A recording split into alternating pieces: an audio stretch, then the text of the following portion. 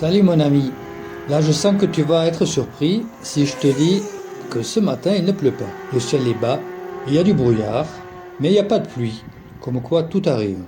Au cours du petit déjeuner, je discute avec Tony, un touriste anglais qui parcourt l'île avec son épouse à vélo et nous comparons nos petits déjeuners respectifs. Pour lui, c'est 4 petites saucisses, 2 tranches de boudin, 2 tranches de bacon, un demi-oignon, une petite boîte de haricots blancs et une tomate coupée en deux. Le tout passé à la poêle pendant une bonne demi-heure. Pour tout faire passer, un demi-litre de café soluble au lait. Il me dit « Ah, vous les French, c'est malsain de ne manger que du pain et de la confiture.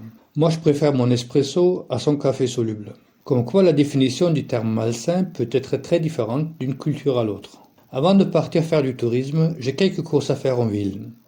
Vise-moi donc cette incomparable vue sur le front de mer de Douglas, sous une lumière délicatement tamisée que seule la mer d'Irlande peut produire. Enfin, tu me comprends. Après, je pars pour Castletown et son château Rushen Castle. À Castletown, on organise des courses moto sur route également, sur une boucle plus petite, et ça 2 fois par an.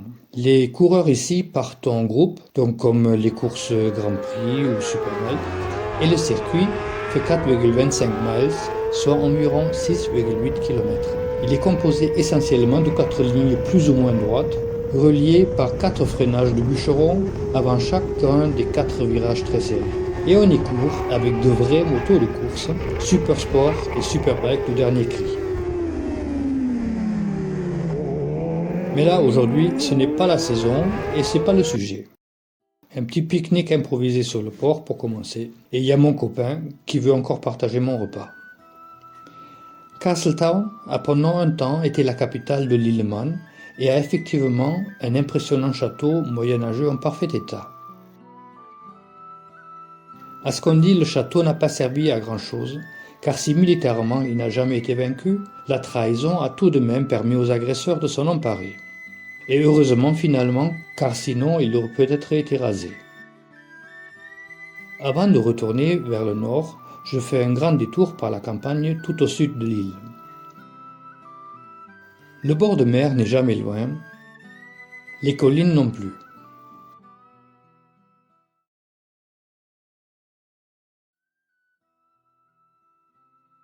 La route se termine sur un très beau point de vue en face de l'île Calf of Man.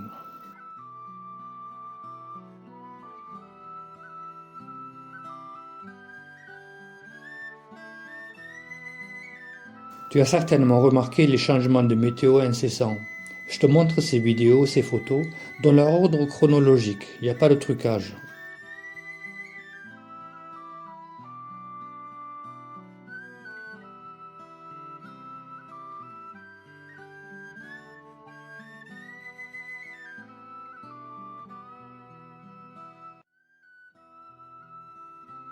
Et la course?